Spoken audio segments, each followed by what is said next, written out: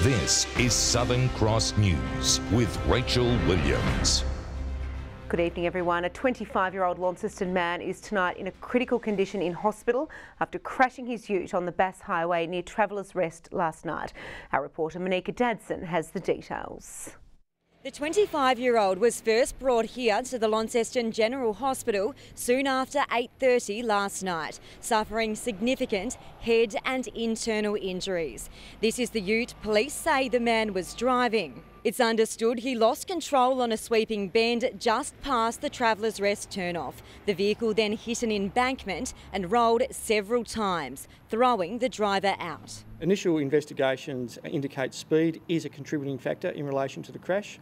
We'll also be looking at the investigators will also be looking to determine whether the driver was wearing his seatbelt. The highway was closed temporarily again this afternoon while police continued to investigate. Detectives are also still waiting for blood test results to determine if the driver, who was the only person in the car, was intoxicated. It's devastating any time a crash like this happens. All I can say is we hope and we pray that this person pulls through and their injuries don't have catastrophic effects on them and their family for the rest of their life. But the key message is, if you're going to be out there, do the right thing. The 25-year-old was transferred from here to the Royal Hobart Hospital overnight. He underwent surgery there today and remains in a critical but stable condition. Police are now asking anyone who saw the ute prior to the crash to contact them. 4 teenagers are lucky to be alive tonight after escaping a blaze at a Glenorchy home yesterday evening. The residents managed to escape unharmed and alerted emergency services, who soon arrived to bring the fire under control. They were just at home watching the football, I believe. The smoke alarm has gone off, and to their credit, they've left straight away. Obviously, at that time, the smoke was coming through the floorboards underneath the house. Authorities are treating the fire as suspicious and calling for information on whether witnesses saw anybody in the vicinity of Windsor Street around 10 p.m. Anyone with information is urged to contact Crime Stoppers. The fight to eradicate fruit fly from Tasmania is about to be stepped up. The federal government today announcing it will immediately gift the state $20 million to boost biosecurity. A sniff of approval from one of our biosecurity top dogs. The $20 million funding injection aiming to fight the fly that's destroying our fruit. We all understand how important Tasmania's fruit fly free status is. It gives us access to so many of those important markets that even parts of the mainland don't have available. And we're very, very keen to maintain that. The state government denies the funding has come too late. What this money will do, it will assist us towards the costs of the current incursion, but also it will increase capacity within Biosecurity Tasmania to deal with future pressures. Additional staff are expected to be employed and fruit coming into the state will be better inspected. We've been calling for a fruit fly expert to be put in the Department of Primary Industries. I understand that to be the case as well. A line of sterile adult fruit flies will also be made available. They'll be used to breed with fruit flies and kill the pests if required. We're dealing with something that we haven't dealt with before as such in the state. We know that we've got to eradicate this problem, so the money that's put in is a significant amount of money. And we know that it's going to help, and we've got to make sure that it's spent wisely. No new detections have been made since April 4, but many growers in the fruit fly control zone are still unable to export to some international markets. Eradication is not a possibility, it's the only possibility. So that's what we're pinning on, and the government is committed to that. Monica Dadson at Southern Cross News. Counting is underway tonight for the Legislative Council elections of Hobart and Prosser. Political analysts say independent incumbent Rob Valentine is expected to poll well in the progressive seat of Hobart, while the new seat of Prosser, covering the southeast coast, Sorell and the Tasman Peninsula, will be more of a tough grab. So that's potentially a seat that could swing between Liberal-aligned independents and those more on the left. So that's the really important seat, I think. Prosser was formed following changes to the state's electoral boundaries. Parliament Lawns has again today been the venue for a peaceful rally.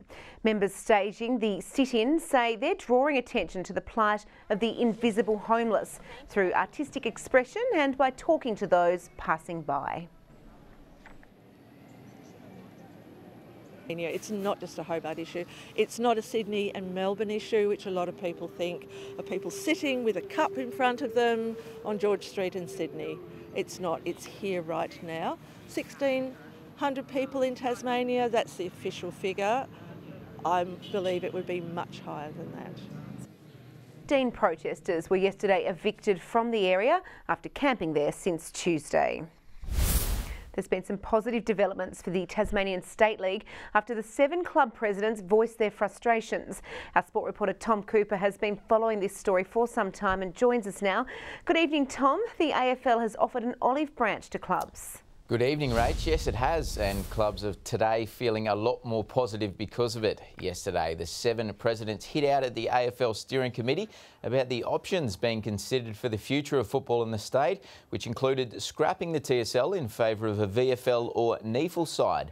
But AFL Tasmania CEO Tricia Squires has informed them that a new model is now being considered, which would include the TSL continuing in its current form, as well as Tasmania having its own side in the VFL competition and new talent pathway programs for the state, with the AFL to fund the lot. Let's have a listen how club presidents received the news.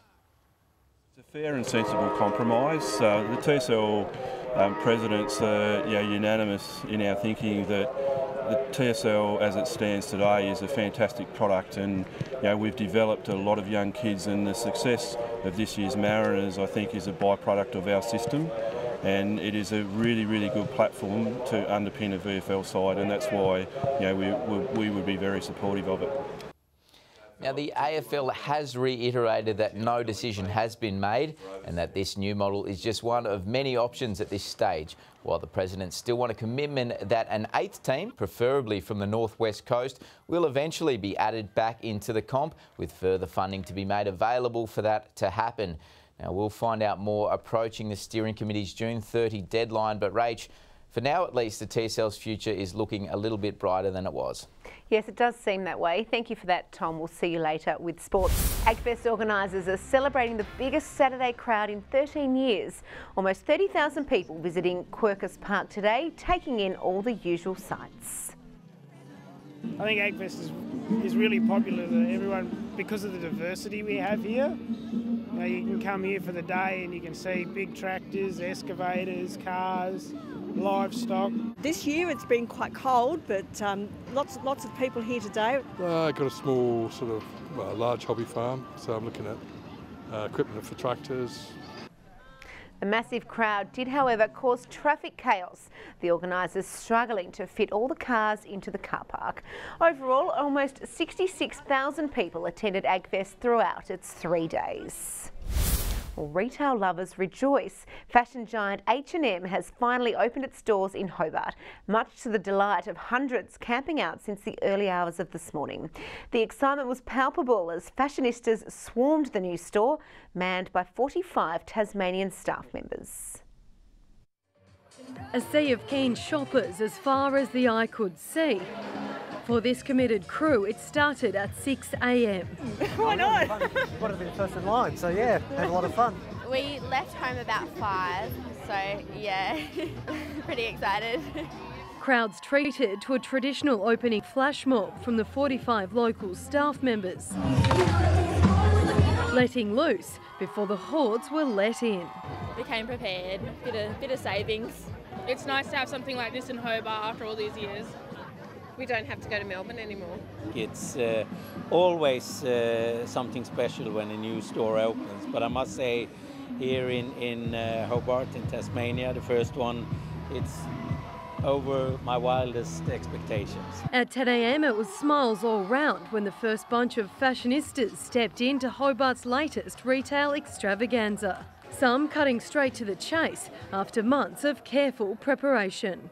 3 months ago, I think, when it was announced, H&M's opening up, we said we've got to go to the opening and go do it. So yeah, we love it. I'm an H&M website, and then I decided what to pick, and then I came here, and then I found everything that I needed. While for others, the emotions were overwhelming. Oh my God, that orange jumper over there with all the khaki, it's making me so excited. The beginning of something special for the retail addicts of Tasmania.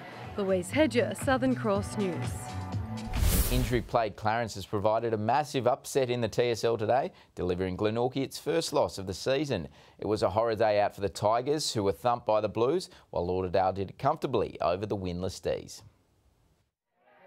Heading into the KG5 clash as heavy favourites, the home side drew first blood before booting away to the early 2-goal lead.